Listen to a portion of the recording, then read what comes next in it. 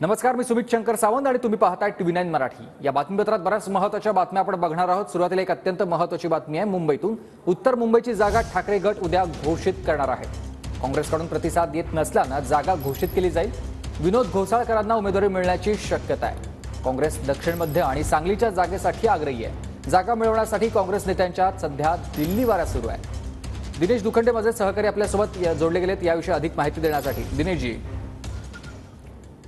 बघा, शिवसेना युबीटी पक्षातर्फे एकूण 21 लोकसभा मतदारसंघात उमेदवारांची घोषणा करण्यात आली आहे। सुरुवातीला 17 मतदारसंघात घोषणा करण्यात आली आणि 4 दिवसांपूर्वी उद्धव ठाकरे यांनी पत्रकार परिषदेत 4 मतदारसंघांची घोषणा केलेली आहे। ज्यात मुंबईतले 4 मतदारसंघ आहेत, त्यात दक्षिण मध्य, ईशान्य आणि उत्तर पश्चिम। काँग्रेस आणि शिवसेना युबीटी मध्ये सध्या 2 जागांवरून वाद सुरू आहेत। त्यात प्रामुख्यानं सांगली आणि दक्षिण मध्य मुंबई ही जागा काँग्रेसला हवी आहे।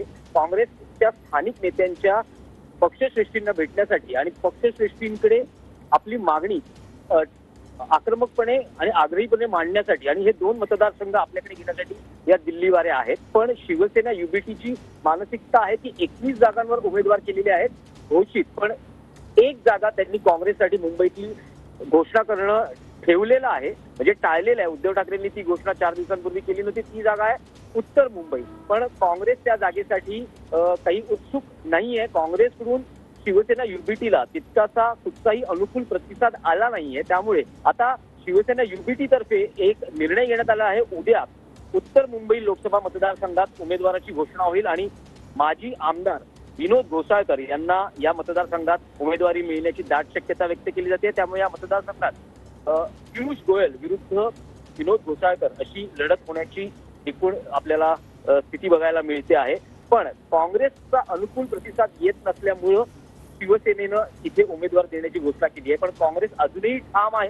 दक्षिण मध्य मुंबई त्यांना मुंबईत हवी आहे, मुंबईतल्या 6 जागांपैकी आणि सांगलीची। पण शिवसेनेनं हे दोन्ही मतदारसंघ सोडण्यास असमर्थता दर्शवलेली आहे। मतदारसंघ घोषित झालेले आहेत आणि शिवसेना युबीटी तर्फे सांगण्यात आलेलं आहे की हे मतदारसंघ शिवसेना युबीटीच लढवणार। मैत्रीपूर्ण लढतीची शक्यताही त्यांनी फेटाळलेली आहे। पण काँग्रेस अजूनही आग्रही आहे, त्यामुळे काँग्रेसकडून प्रतिसाद येत नसल्यामुळं ही घोषणा उद्या होणार आहे। बरोबर, धन्यवाद तुम्ही दिलेल्या सविस्तर माहितीसाठी।